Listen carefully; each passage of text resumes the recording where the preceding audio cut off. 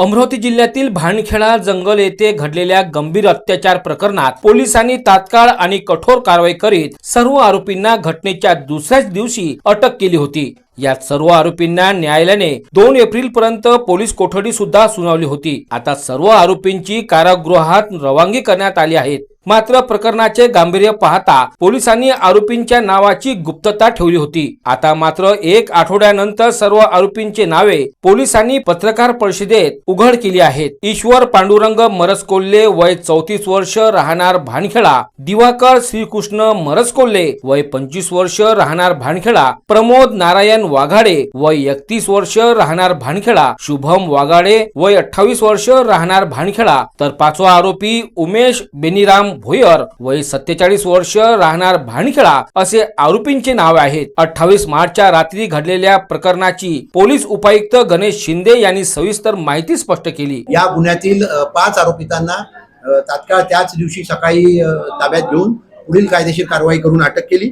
या आरोपीने तिच्यावर अतिप्रसंग केल्यानंतर ती कपडे घालत असताना पुन्हा तिला धमकी दिली की व्हिडिओ काढला आणि धमकी दिली की आम्ही जर तू हे कुठे सांगितलंस पोलिसांना किंवा पालकांना तर आम्ही तुझा हा व्हिडिओ सार्वजनिक करून तुझी बदनामी करू, अशा पद्धतीची धमकी दिली। त्यावरून पोलीस ठाण्यात गुन्हा दाखल करण्यात आला होता।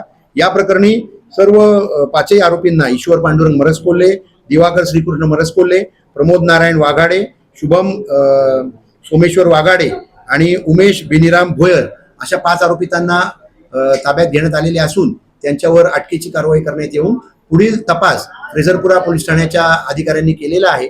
या प्रकरणी गुन्ह्यातील वापरलेले हत्यारं, मोबाईल, दुचाक्या या जप्त करण्यात आलेल्या आहेत आणि त्याचबरोबर आरोपितांची जी ओळख परेडची कारवाई आहे ती सुद्धा माननीय मॅजिस्ट्रेट कडून पूर्ण करण्यात आलेली आहे।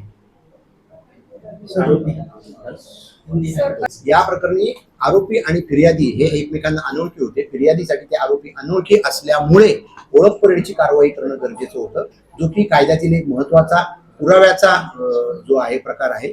त्यामुळे आम्ही आरोपींची नावं ही आज जाहीर केली। त्यांनी सुद्धा या प्रकरणी गप्प न राहता त्यांनी सुद्धा पोलिसांकडे योग्य ती तक्रार दिली। त्यांनी वैद्यकीय इस्पितळामध्ये उपचार घेतले आणि पोलिसांकडे योग्य ती तक्रार दिली।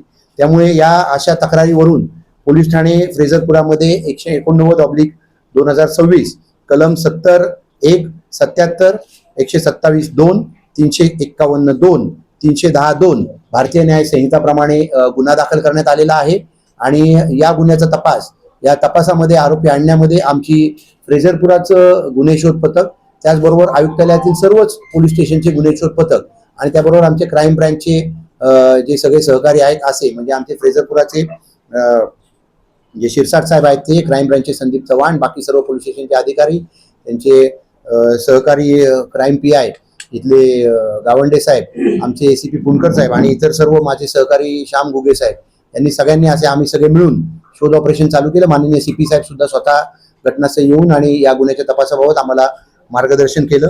या प्रकरणी आम्ही तात्काळ नंतर गुन्हा दाखल झाल्याबरोबर 5 आरोपितांना अटक केलेली होती। हे या भानखेडाच गावातले आहेत। याच्यापैकी ईश्वर पांडुरंग मरसकोल्हे हा 34 वर्ष वयाचा आहे, दिवाकर श्रीकृष्ण मरसकोल्हे हा 25 वर्ष वयाचा आहे, भानखेडाचा राहणार आहे, प्रमोद नारायण वाघाडे 31 वर्ष हा भानखेडाचा राहणार आहे, शुभम त्याचं नाव सोमेश्वर असे आहे, शुभम उर्फ सोमेश्वर नारायण वाघाडे हा 28 वर्ष वयाचा आहे, हा भानखेडाचा राहणार आहे आणि उमेश बेनीराम भोयर वय 47 वर्ष हा पण भानखेडाचा राहणार आहे।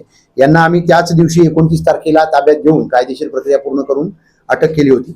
या प्रकरणामध्ये आपल्याला जी नावं सांगण्याकरता आम्ही जो डिले केला होता किंवा सांगितली नव्हती त्याचं कारण असं होतं की आपण या गुन्ह्यामध्ये आरोपितांना आणि फिर्यादींना एकमेकांची ओळख नव्हती, म्हणजे फिर्यादी हे आरोपितांना ओळखत नव्हते। त्याच्यामुळे या प्रकरणात अधिक गांभीर्याने तपास होणं गरजेचं होतं, त्यांची ओळख परेड होणं गरजेचं होतं। या ओळख परेडची कारवाई काल पूर्ण झालेली असल्यामुळे आम्ही आपल्याला आज ही नावं देत आहोत।